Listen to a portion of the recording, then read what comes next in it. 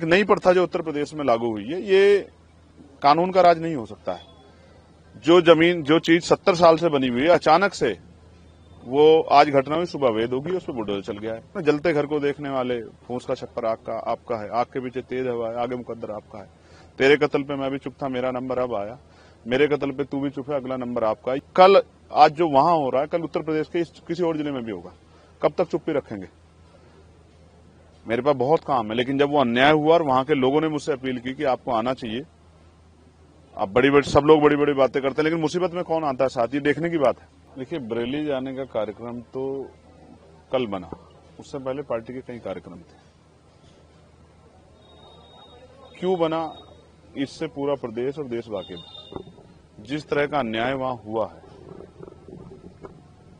पहले अधिकारियों में और आम जनता में सामंजस्य बनता था चीजों को संभालने के लिए। भाई, लोकतांत्रिक व्यवस्था है, अगर कहीं कुछ गलत हुआ है तो लोग विरोध करेंगे। विरोध का भी एक स्तर होता है, एक मर्यादा होती है, एक सीमा होती है कि हमें कानून को हाथ में नहीं लेना है।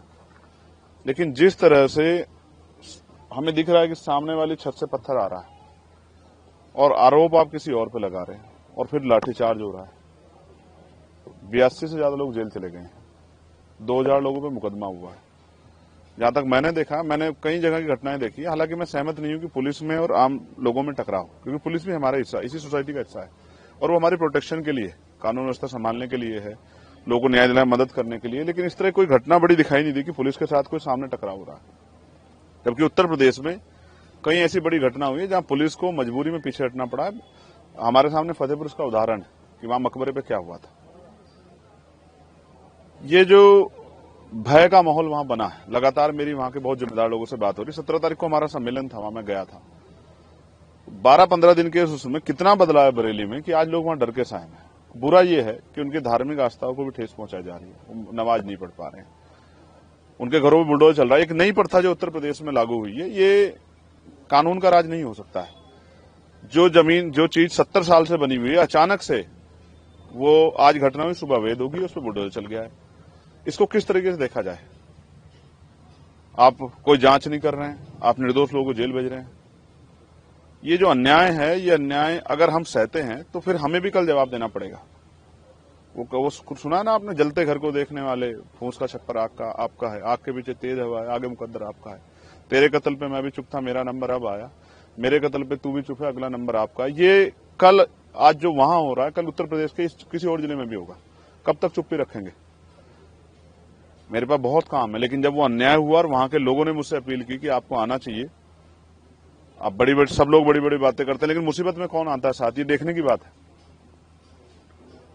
तो मेरी ये जिम्मेदारी बनती है कि आज जाके उनका हाथ पकड़ूं, उनके आंसू पूछूं, उनकी आवाज बनूं, उनके साथ जो अन्याय हो रहा है उसको लोगों के सामने लाऊं। और मैं करूंगा क्या जाके वहां? मैं कोई भीड़ तो जुटा नहीं रहा, मैं जाके पीड़ितों को सुनूंगा। ऐसा क्या हुआ जिस सच्चाई को छिपाने के लिए, वहां जाने से रोकने के लिए इतना बड़ा जो है पुलिस बल लगाया गया है। मेरी पुलिस से कोई लड़ाई थोड़ा ही है भाई। कहीं कोई घटना हुई है तो हम लोग राजनीति कर रहे हैं, हम लोगों की आवाज की बनने की लड़ाई लड़ रहे हैं। तो अगर हम लोग उनके बीच में नहीं जाएंगे, उनको सुनेंगे नहीं, तो बताएंगे कैसे? फिर उस पर न्याय कैसे होगा? तो वहां जो अन्याय हो रहा है वो रुके, वहां जो निर्दोष लोगों पे कार्रवाई हो रही है वो कार्रवाई खत्म हो। वो जो वहां जो डर का माहौल है, भय का माहौल है, वो एक अच्छे माहौल के रूप में, सौहार्दपूर्ण माहौल के रूप में उभरे। आज विजयदशमी है, कल जुमे की नमाज है। ये जो माहौल बना हुआ है, इसमें लोगों को कुचला ना जाए। मैं बहुत जिम्मेदारी से कह रहा हूं कि लोकतंत्र को कुचला जा रहा है बरेली में, और अधिकारियों की, एडमिनिस्ट्रेशन की जिम्मेदारी है कि वो लोगों में इस तरह का जो है सामंजस्य, सौहार्दपूर्ण माहौल जो है बहाल कराएं कि लोगों का ये भय खत्म हो और ये जो अन्याय हो रहा है ये खत्म। प्रशासन का कहते हैं तो माहौल खराब होने का वो है, और तो कहीं ना कहीं माहौल खराब करते हुए, देखते हुए वो लोग आपको रोक रहे हैं, इस वजह से कारण ये भी हो सकता है। अमित भाई, घटना किस तारीख की है? 26 तारीख की। मैं नहीं था वहां, मैं गया था 17 तारीख में। मेरे साथ हजारों लोग थे, कोई माहौल नहीं बिगड़ा। तब तो हम लोग रैली करने गए थे, अपनी बात करने के लिए, प्रभु सम्मेलन में गए थे। लेकिन आज मैं क्यों जा रहा हूं? क्योंकि हालात ऐसे बन गए हैं, और ऐसे समय में भी अगर आज कमजोरों के साथ नहीं खड़ा हुआ तो कल जवाब कौन देगा? आज सब लोगों की निगाह बरेली की तरफ है कि बरेली में जो अन्याय हो रहा है। हैदराबाद से मुझे फोन आए, महाराष्ट्र से मुझे फोन आए, तमाम जो जिम्मेदार लोग हैं, जो इस दर्द को, तकलीफ को देख रहे हैं, उन्होंने मुझे फोन किए कि आपको जाना चाहिए। और मैं वहां जाता हूं जहां अन्याय की पराकाष्ठा हो जाती है, अन्याय सीमा को लांघ जाता है। तो मुझे रोकने से क्या होगा? अन्याय रोकिए ना, झूठी गिरफ्तारियां रोकिए। ये नया जो ट्रेंड बना है कि थाने में आदमी पैरों पे चल के जाता है और बाहर जब आता है तो लंगड़ाता हुआ आता है। तो पुलिस को पीटने का अधिकार किसने दिया है?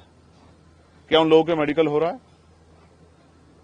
क्या आईपीसी की कोई, अब तो बीएनएस होगी, बीएनएस की कोई धारा ऐसी कहती है कि पुलिस पीट सकती है?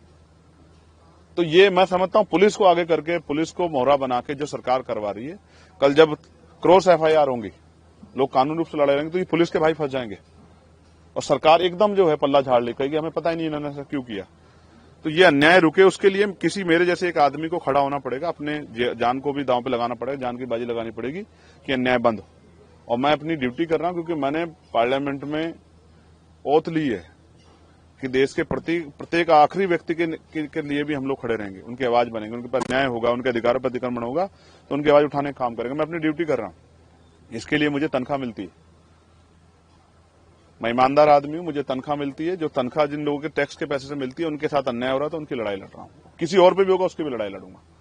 जो मौलाना मोहसिन रजा है, उनके कहीं संपत्ति में बुलडोजर चला और जो अन्य लोग हैं उनकी जो संपत्तियां सीज की जा रही हैं, उन पे भी कार्रवाई होगी, तो इसको कैसे देखते हैं? मैं आपको फिर कह रहा हूं, किसी को मारने के लिए लाठी चलाने की जरूरत नहीं है,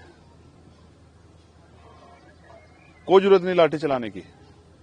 आप उसकी जो आर्थिक रिसोर्स हैं, उसके जो आर्थिक साधन उनको तोड़ दो, उसके आय के जो साधन है उसको तोड़ दो। ये सिर्फ राजनीतिक